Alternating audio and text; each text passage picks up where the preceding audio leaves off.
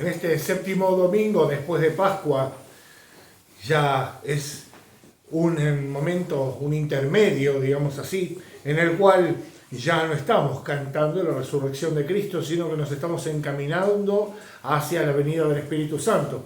El día de Pentecostés, en efecto, será el próximo domingo. Para nosotros, Pentecostés es el día de la Santísima Trinidad. Ese mismo día, Dios termina por revelarse, por darse a sí mismo todo entero a su pueblo. Y de esta manera se hace visible la realidad que nos permite ver a Dios, que es la Iglesia, el cuerpo en el cual pertenecemos, el cuerpo en el cual hace que podamos recibir la comunión de Cristo, no como extraños, sino justamente es el cuerpo de Cristo que alimenta el cuerpo místico de Cristo. Ahora bien, escuchamos en el Evangelio cómo el Señor, antes de irse, le pide al Padre, antes de ascender y retirarse, le pide al Padre que los separe, que dice, consagra, protege a estos que me has dado, ahora protégelos, conságralos, los has separado del mundo, es decir, los has distanciado de la mentira que rige este mundo, los has puesto bajo la verdad que procede de Dios. Consérvalos, conságralos en esa verdad. Haz que sea algo que permanezca en ellos, a pesar de las limitaciones de ellos, a pesar de las caídas. Haz que esta fuerza venga de lo alto y los transforme en una sola cosa, así como tú, Padre, y yo somos uno solo, que ellos también sean uno en nosotros. La unidad de la Iglesia de ninguna manera nos priva de nuestra individualidad. Es decir, ser uno en la Iglesia no significa que nos amasamos todos en un gran pedazo de algo que es la sumatoria de todos nosotros, sino que cada uno de nosotros, así como el cuerpo está integrado por distintos miembros, cada uno de nosotros forma un miembro de ese cuerpo y es tributario de la vida de ese cuerpo. Este meñique no puede gloriarse de nada, pues está sostenido por la palma de la mano, y ella tampoco nada, porque si puede articular es gracias a la muñeca y el resto del cuerpo. Todos reciben la vida de otro como un don, una vida que los riega interior y exteriormente. Bien, dice el Salmo, cuando habla de la peregrinación, dice, iremos de altura en altura hasta ver a Dios en Sión. En efecto, el camino de la vida cristiana es un camino, es decir, es un sendero, podemos decir, porque es angosto, porque es estrecho, porque va por las montañas, nos permite tener una visión de lo lejos, y va de altura en altura. Así como transcurren los días a lo largo de una peregrinación hacia Jerusalén, de la misma manera transcurren los años en nuestro peregrinar como pueblo de Dios, como hijos de Dios, que no somos contratados o adoptados personal y exclusivamente, sino que somos integrados en un cuerpo junto con otros. Y es junto con esos otros que vamos peregrinando en este suceder de estos días, en los cuales, así como todos los días se repite la mañana, el mediodía, la tarde, el atardecer y la noche, de la misma manera a lo largo del año participamos de la Pascua, de Pentecostés, participamos de la fiesta de todos los santos, de la Navidad y de esto y de aquello y de lo otro. Pero, ¿qué pasa? Así como cada día que pasa, nos vamos acercando a esta realidad de encuentro, que en el caso de la Iglesia ya no es la Jerusalén terrestre, la ciudad como tal, sino la Jerusalén celestial, a la cual estamos llamados como ciudad permanente nuestra, el reino de los cielos. Nos llama particularmente a dos cosas. En primer lugar, que este camino en el cual las piedras se pueden parecer muchas unas a otras y los cerros también unos a otros, podemos perder de perspectiva hacia dónde vamos. ¿Cuál es la finalidad de todo esto? ¿Para qué está todo esto? Y es para ingresar en Jerusalén celestial, en la cual mística y proféticamente ingresamos por medio del sacramento del bautismo, pero hasta que no se da la partida de este mundo y somos finalmente salvados, no tenemos ciudadanía permanente.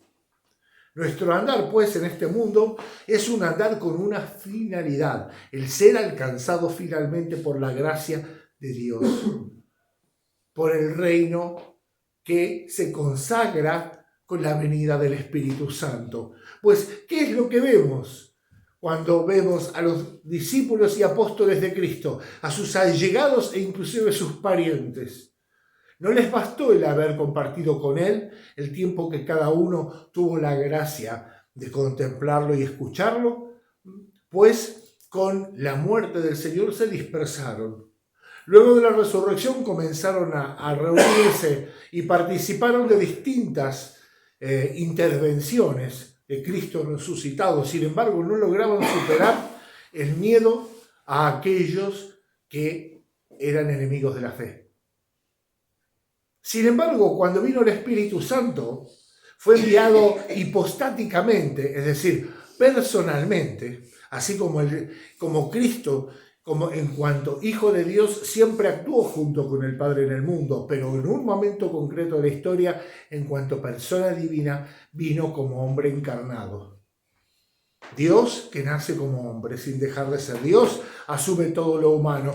¿Qué es pues lo que hace este Espíritu Santo para venir de esta manera hipostática personal? Hace visible la iglesia. Es el esposo de la iglesia de alguna manera. Es Dios que se entrega y derrama haciendo visible a estos 120 que estaban reunidos, aproximadamente 120, y que comienzan a profetizar hablando, movidos por el Espíritu Santo e inspirados por ellos, en lenguas que podían comprender gentes que venían de todo el mundo para esa fiesta, pues, en efecto, Pentecostés era una fiesta muy importante en el calendario judío.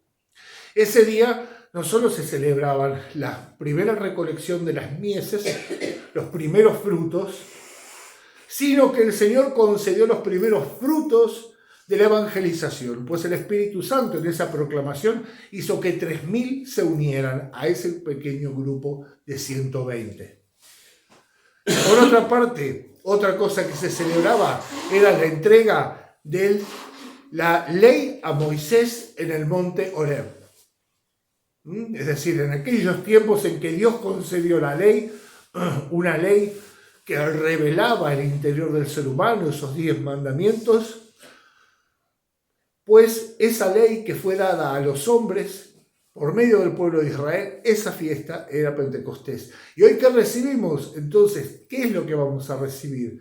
Esta ley del Espíritu Santo, esta nueva ley, esta ley de la plenitud del amor de Dios, que actúa de un modo determinado, que actúa de acuerdo a la sabiduría infinita de Dios. Ahora bien, ¿por qué razón, si todavía no es Pentecostés, estamos hablando tanto de esto? Porque lo que hoy celebramos, el 7º domingo después de Pascua, es el aniversario, es la conmemoración de los padres conciliares del primer concilio universal, el concilio de Nicea, en el año 325, convocado por el emperador Constantino, el primer emperador romano que se convierte abiertamente a la fe y que deja de perseguir a la iglesia, y presidido por Ocio, obispo de Córdoba, en la actual España. La iglesia, que fue entregada en manos de Dios por el mismo Jesús, diciendo conságralos y presérvalos en la verdad, estaba pasando un terrible padecimiento, y que era que una mentira muy convincente, llamada arrianismo, se había apoderado de la mente de buena parte, no tanto de los fieles, sino de los obispos, de los dirigentes de la iglesia, aquellos destinados a custodiar la verdad dentro de ella. Estaban infestados por esta gran mentira, una mentira que tergiversaba completamente qué es lo que Jesús nos ha dado. Hay muchísimos que, movidos por el espíritu del mundo, quieren, o mejor dicho, no quieren encontrar en la iglesia aquello que hace que sea el cuerpo y la esposa de Cristo. Entonces dicen que cuando comenzó la etapa imperial, la iglesia fue absorbida por el imperio, manejada por él, y se perdió las enseñanzas originales de los apóstoles. Este tipo de cosas apelan muchos protestantes, bien que se refugian ellos en el imperio inglés y todas sus consecuencias, y ese tipo de acusaciones falsas. Justamente viendo la historia de la iglesia es como accedemos a la verdad. Y es que así como ese camino, ese derrotero a la Jerusalén celeste que hacemos nosotros como integrantes de la iglesia, lo hace la iglesia a lo largo de las edades en dirección a la consumación de la Jerusalén celestial, en la cual estaremos todos unidos. Mientras tanto, la iglesia está formada por seres humanos, y los seres humanos en este mundo tienen pecado, así que si se busca pecado se va a encontrar, pero si se busca la gracia se verá cómo sobreabunda la gracia. Y aquí lo vemos, en el Concilio de Nicea no había apoyos humanos en los cuales retener esa verdad, pues fueron infinidad de las ocasiones en las cuales los arrianos tenían mucho predicamento entre la gente poderosa.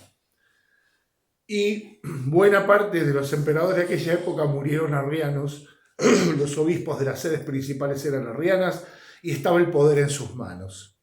Y vemos que triunfa la verdad católica y ortodoxa. Por eso podemos rezar el credo. La primera parte fue sancionada en ese concilio. Y decimos, creo en Dios Padre Todopoderoso, Creador del cielo y de la tierra, de todo lo visible y lo invisible, y lo que sigue, hasta la parte del Espíritu Santo. Esa parte la tenemos gracias a que los padres de Nicea recorrieron largas distancias, enfrentaron enormes desafíos, tuvieron que sobreponerse a afrentas, expulsiones, maltratos y también persecución de toda clase para poder estar en ese concilio y que hoy tengamos esta prenda de fe, este símbolo que nos marca como hijos de la iglesia. Podemos confiarnos pues en el testimonio de lo que Dios hace, triunfando por medio de la debilidad de los hombres en medio de las circunstancias adversas. A no asustarse. Hay hombres, hay pecado, pero está Dios, triunfa la gracia. Y es así porque nosotros celebramos este séptimo domingo de Pascua. Exaltamos a Dios porque triunfa en medio de la debilidad de los hombres y se cumple la palabra de Cristo. Conságralos, Señor, conságralos en la verdad. Aquellos que separaste para mí de en medio de los hombres, hazlos fieles hasta el final. Haz que puedan ser alcanzados por todas las cosas que yo he comenzado en este mundo. Que el Espíritu Santo los lleve a la plenitud de la verdad. Seamos pues hijos de la iglesia, seamos pues hijos de Dios.